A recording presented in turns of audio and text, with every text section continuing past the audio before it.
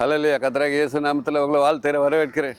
இந்த வேளையில் நம்மளுக்கு கொடுக்கப்பட்ட வார்த்தை ரூத்து 2ஆம் அதிகாரம் 20ஆம் வசனம். அப்பொழுது நகமி தன் மருமகளை பார்த்து, உயிரோடு இருக்கிறவர்களுக்கும் மரித்தவர்களுக்கும் தயவு செய்கிற கர்த்தராலே அவன் ஆசீர்வதிக்கப்படுவானாக. உயிரோடு இருக்கிறவர்களுக்கும் மரித்தவர்களுக்கும் தயவு செய்கிறவர் கர்த்தராகிய இயேசு. அவரே சர்வ வல்லவர். வானவர் சிங்காசன பூமி அவருக்கு பாதபடி. மோசே பரிசுத்தமாக இருந்தா. சிப்போர்கள் மோசே 2 பிள்ளை பெற்றவிட அதோட உறவு மறந்தாங்க. பேதுரு மனைவியே மறந்தான். எல்லாரும் உறவு மறந்து கனியற்ற உறவை கடிந்து கொள்ளணும். மோசே சரீரத்தை குறித்து சாத்தான் தர்க்கம் பண்ணினா கர்த்தர் அவனுக்காக சரீரத்துக்காக யுத்தம் பண்ணினார். சாத்தானை கடிந்து கொண்டார்.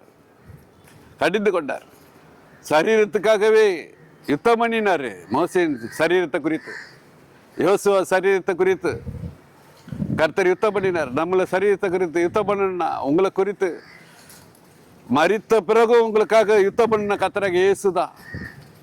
அவரு தான் உங்களுக்காக யுத்தம் பண்ணுகிறவர். அவரு தான் சாத்தானை கடிந்து கொள்கிறவர்.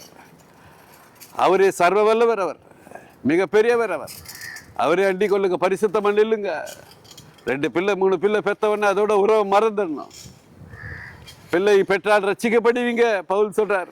என்ன போல நீங்க இருந்துட்டீங்கன்னா நல்லா இருப்பீங்கன்னு சொல்றார் பவுல். அவர் ஒரு துறவி. என்ன போல இருந்துட்டீங்கன்னா நல்லா இருப்பீங்க. பரிசுத்தமா இருங்க.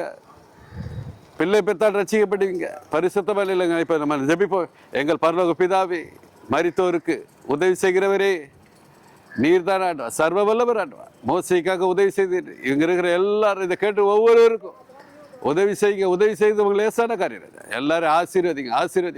ஏசன நாமத்தில் ஜெபிக்கிற ஜெபங்களே பிதாவே. ஆமென். அல்லேலூயா.